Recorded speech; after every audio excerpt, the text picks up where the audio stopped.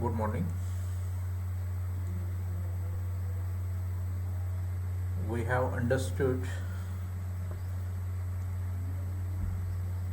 the cyclic and non-cyclic photophosphorylation.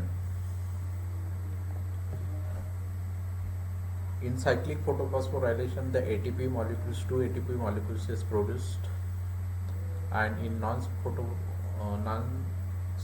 photophosphorylations, the ATP and two NADPH molecules are produced. Now, in the second set of dark reaction, that is the Kelvin cycle. Now we will see about the Kelvin cycle. We will discuss about the Kelvin cycle. Kelvin cycle are completely research is done by the Melvin Kelvin. So this cycle is known as the Kelvin cycle or dark reaction, or C3 cycle is also called as the C3 cycle. Now we'll see the definition what is meant by the Kelvin cycle.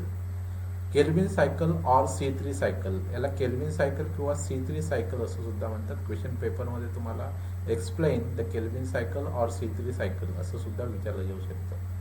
Is defined as the set of chemical reactions, म्हणजे एक set of chemical reactions आहे.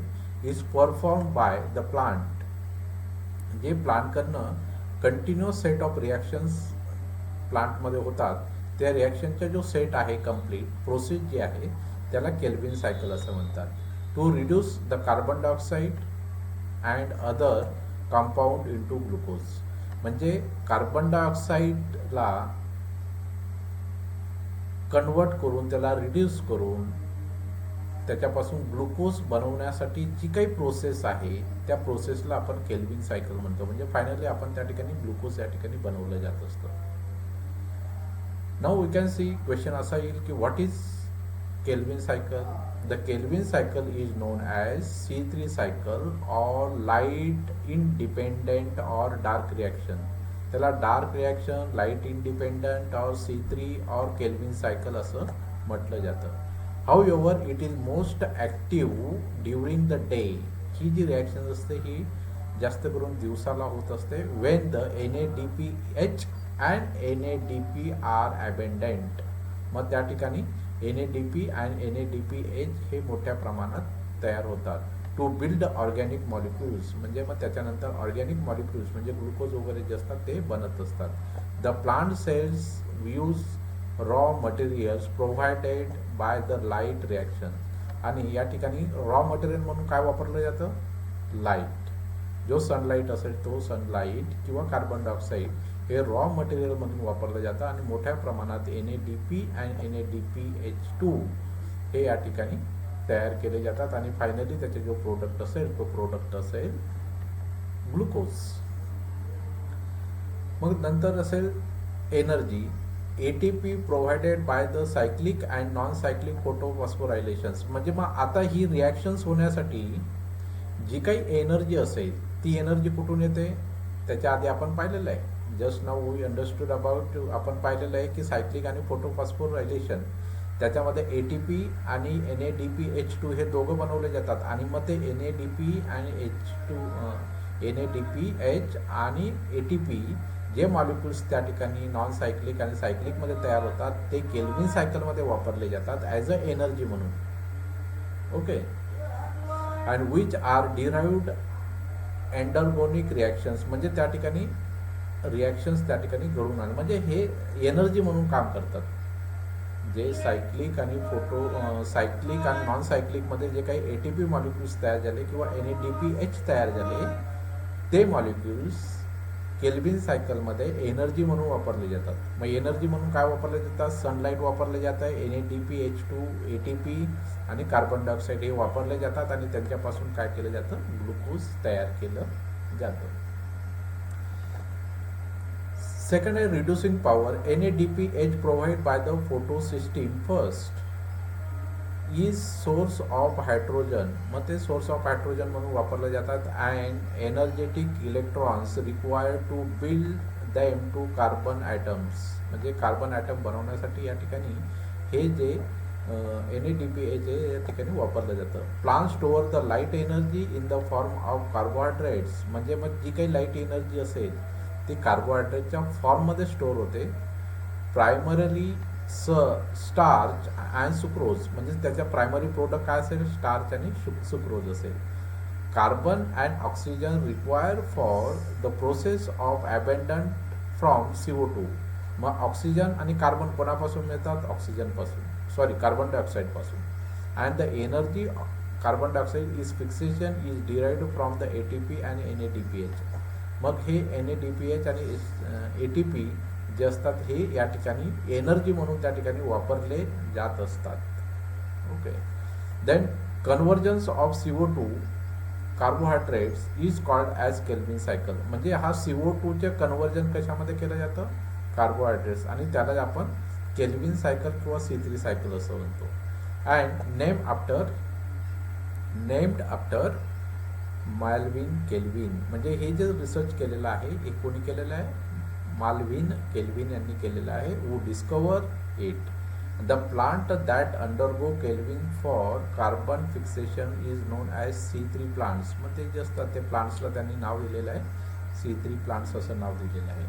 Calvin cycle require the enzymes रुबिलोज.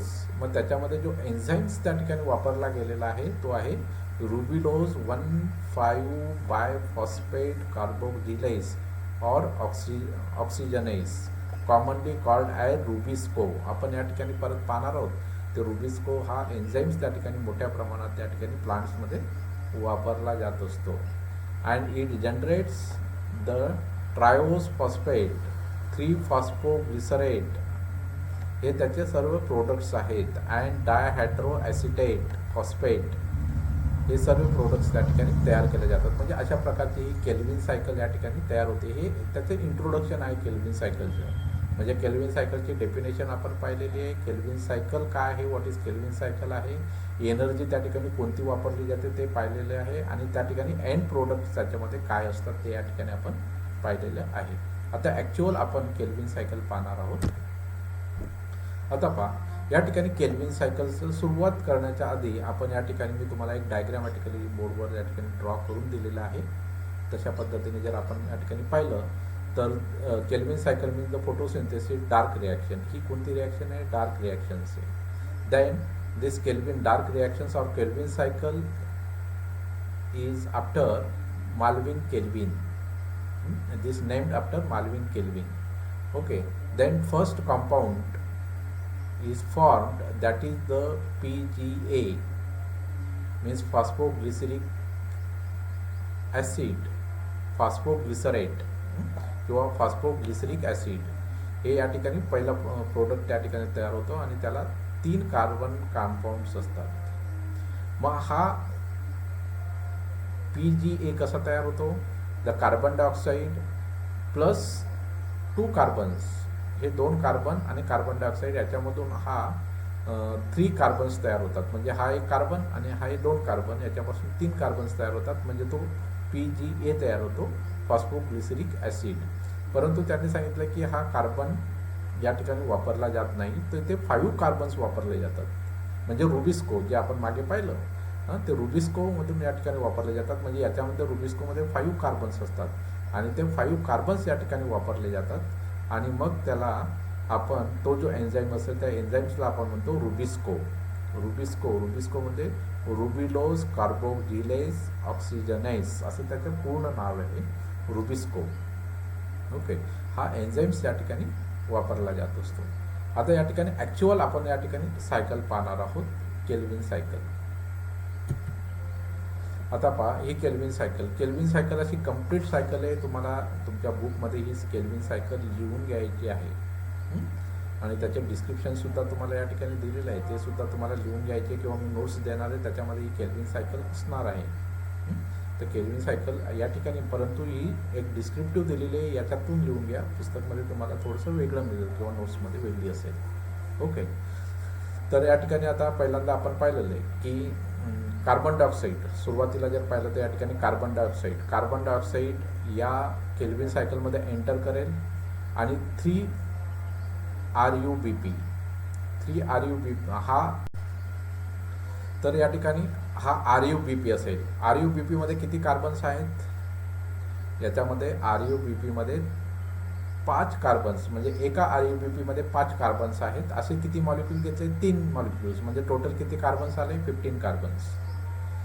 Carbon डायऑक्साईडमध्ये मॉलिक्यूल्समध्ये 1 carbon आहे, म्हणजे 3 molecules आहेत. किती carbons आले? 3 carbon. मी थोडंसं एक एनलार्ज करून तुम्हाला या ठिकाणी दाखवतोय, म्हणजे तुमच्या लक्षात येईल. ओके. आता या ठिकाणी कार्बन डायऑक्साईड याच्यात आहे 1 मॉलिक्यूल्स, एका मॉलिक्यूल्समध्ये 1 कार्बन आहे. असे 3 मॉलिक्यूल घेतले म्हणजे 3 कार्बन्स आले. RUBP मध्ये 5 मॉलिक्यूल्स आहेत. RUBP मध्ये 5 मॉलिक्यूल्स आहेत. असे 3 मॉलिक्यूल्स घेतले म्हणजे किती कार्बन्स आले? 15 carbons. Okay. So this 15 carbons and these 3 carbons, carbon dioxide 3 carbons, they unite in the presence of Rubisco. Rubisco is the enzyme. This is the very powerful enzymes. आपण त्या ठिकाणी आधीच पाहिलेला आहे. हा पॉवरफुल एन्झाईमच्या माध्यमातून, म्हणजे this is one of the catalyst. हे रिॲक्शन घडवून आणण्याचे काम करत असतात रिॲक्शन्स. ओके. हे एन्झाईम्स होतात. मग हे रिॲक्शन्स होत असताना हे ज्यावेळेला कंबाईन होतात त्याच्या वेळेला काय बनतं नंतर आपल्याला? फॉस्फोग्लिसरेट. फॉस्फोग्लिसरेट म्हणजे 3PGA त्या ठिकाणी तयार होतात. 3PGA त्या ठिकाणी तयार होतात. मग हे 3PGA त्या ठिकाणी तयार होतात. तर एक PGA मध्ये किती कार्बन्स आहेत? याच्यामध्ये एक PGA जर पाहिला तर या ठिकाणी 6 कार्बन्स याच्यामध्ये आहे. म्हणजे 6 3 18, म्हणजे याच्यामध्ये 18 कार्बन्स आले. ओके. म्हणजे या ठिकाणी 5 and this 3, sorry 15 and this 3, total carbons आले 18. आणि त्याला नाव दिलं त्याला PGA, म्हणजे 6 मॉलिक्युल्स ऑफ फॉस्फोग्लिसरेट, म्हणजे 3PGA त्या ठिकाणी काय झालेले आहे? तयार झालेले आहेत. Okay. Means first product is the PGA, phosphoglyceric acid. Then now this next is convert into, आता याच्यामध्ये काय होईल की या मध्ये जो सायक्लिकमध्ये जो ATP होता, असं 6 मॉलिक्युल्स ऑफ ATP या ठिकाणी वापरले गेले. म्हणजे this is the energy molecules. हे एनर्जी मॉलिक्युल्स याच्यामध्ये वापरले गेले. म्हणजे ॲडेनिन ट्रायफॉस्फेट 3 फॉस्फेट होते, त्याच्यापैकी 1 फॉस्फेट याच्यामध्ये वापरला गेला. मग या ठिकाणी हे फॉस्फेट वापरला गेल्यानंतर त्याचे बाय प्रोडक्ट काय आलं? ॲडेनिन डायफॉस्फेट. इथं ट्राय होतं, इथं डायफॉस्फेट आलं. ओके. मग हा एक जो फॉस्फेट होता, हा फॉस्फेट याच्यामध्ये ॲड झालेला आहे. म्हणजे 3 नंबरच्या कार्बनला हा फॉस्फेट ॲड झालेला आहे. मग तो झालेला डायफॉस्फोग्लिसरेट. इथे कोणतं होतं? फॉस्फोग्लिसरेट होतं. आता इथे काय झालेलं? डायफॉस्फोग्लिसरेट. आणि त्याच्यामध्ये कार्बन 18च आहेत. फक्त कोण वाढलेला आहे? फॉस्फेट. याच्यामध्ये फक्त फॉस्फेट ॲड झालेला आहे. मीन्स 1,3 डायफॉस्फोग्लिसरेट याच्यामध्ये ॲड झालेला आहे. Means 18 carbon. परत ही रिॲक्शन्स पुढे सरकते. देन PgAl मध्ये कन्वर्ट होतात. त्याच्या आधी पहा या ठिकाणी काय होतं. मग या ठिकाणी जस्ट नॉन सायक्लिकमधलं जे NADPH2 जो होता तो या ठिकाणी वापरला जातो. मग NADP 6 मॉलिक्युल्स ऑफ NADPH2 याच्यामध्ये ॲड होतील आणि NADP बाहेर पडेल आणि या ठिकाणी 6 मॉलिक्युल्स ऑफ फॉस्फेट सुद्धा वेगळे होतील. ओके. 6 मॉलिक्युल्स ऑफ फॉस्फेट या ठिकाणी वेगळे होतील. म्हणजे याच्यातून 6 मॉलिक्युल्स जे असतील फॉस्फेटचे या ठिकाणी निघून गेले.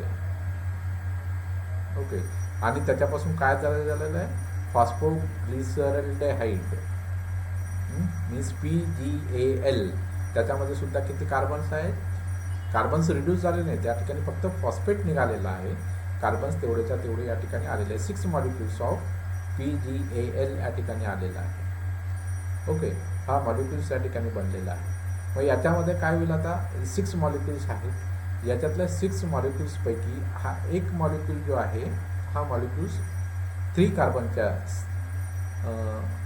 PgAl हा वेगळा झालेला आहे. या ठिकाणी 1 मॉलिक्युल्स, हा 1 मॉलिक्युल्स या ठिकाणी वेगळा झालेला आहे. म्हणजे 6 मॉलिक्युल्सपैकी 1 मॉलिक्युल्स वेगळा झालेला आहे आणि 5 मॉलिक्युल्स जे आहेत ते या ठिकाणी आलेले आहेत. म्हणजे 18 होते, 18 पैकी 3 कार्बन्स इकडे आले.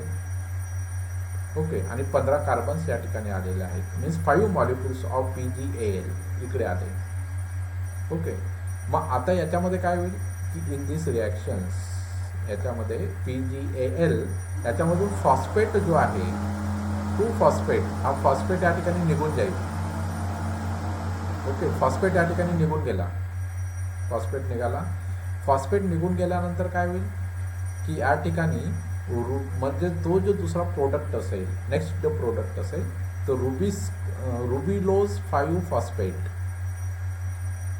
रुबिलोज 5 फॉस्फेट या ठिकाणी तयार झालेला आहे. आणि त्याच्यामध्ये 15 कार्बन्स आहेत. ते कार्बन जसे जात असे फक्त फॉस्फेट या ठिकाणी निघून गेला होता. देन रुबिलोज 5 फॉस्फेट या ठिकाणी तयार झालेला आहे. Then ribulose 5 phosphate again is convert in to the RuBP. RuBP मध्ये परत कन्वर्ट होतो. मग त्यावेळेला परत 3 मॉलिक्युल्स ऑफ ATP या ठिकाणी वापरले जातात. म्हणजे या ठिकाणी फॉस्फेट परत या ठिकाणी ॲड होतो आणि ADP या ठिकाणी बाहेर पडतात. ADP या ठिकाणी बाहेर पडलेलं आहे आणि 3 मॉलिक्युल्स ऑफ RuBP या ठिकाणी तयार झालेल्या परत 15 कार्बन्स या ठिकाणी परत या सिस्टीममध्ये आलेले आहेत. परत त्याच्यामध्ये कार्बन डायऑक्साईड ॲड होईल आणि परत या ठिकाणी PgAl तयार होईल. म्हणजे अशा प्रकारचे हे जे सर्कल असेल हे सर्कल कंप्लीट या ठिकाणी तयार होतात. सो मेंटेनन्स ऑफ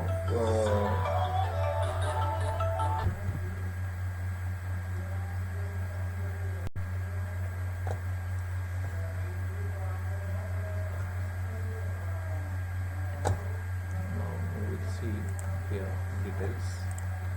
ओके, परत आपण या ठिकाणी पाहणार आहोत. परत रिव्हिजन म्हणून या ठिकाणी कार्बन जे 3 कार्बन ॲटम्स आणि RuBP will be combine together in the presence of रुबिस्कोच्या प्रेझेंटमध्ये होते. आणि फॉर्मेशन काय होणार या ठिकाणी phosphoglycerate. Okay, phosphoglycerate is convert in to the 1,3-डायफॉस्फोग्लिसरेट. मग हे कन्वर्ट होत असताना या ठिकाणी ATP मॉलिक्युल्स वापरले जाईल. म्हणजे फॉस्फेट याच्यामध्ये ॲड झाला आणि ADP या ठिकाणी बाहेर पडलेला आहे. ओके, देन नाव दिस A3-डायफॉस्फोग्लिसरेट is convert in to the PgAl phosphoglyceraldehyde. याच्यामध्ये कन्वर्ट होईल. कन्वर्ट होत असताना या ठिकाणी काय होईल की NADPH2 जे आपण नॉन सायक्लिक फोटोफॉस्फोरायलेशन्समध्ये जो तयार झालेला होता NADPH2 तो या ठिकाणी वापरला गेलेला आहे आणि त्याचे बाय प्रोडक्टसुद्धा या ठिकाणी बाहेर पडलेले आहेत आणि आपल्याला या ठिकाणी PgAl तयार झालेला आहे 18 कार्बनच्या. मग हे 6 मॉलिक्युल्स आहेत. 6 मॉलिक्युल्सपैकी एक मॉलिक्युल्स बाहेर झालेला आहे, तो ग्लुकोजच्या फॉर्ममध्ये या ठिकाणी वापरला जातो, ग्लुकोज.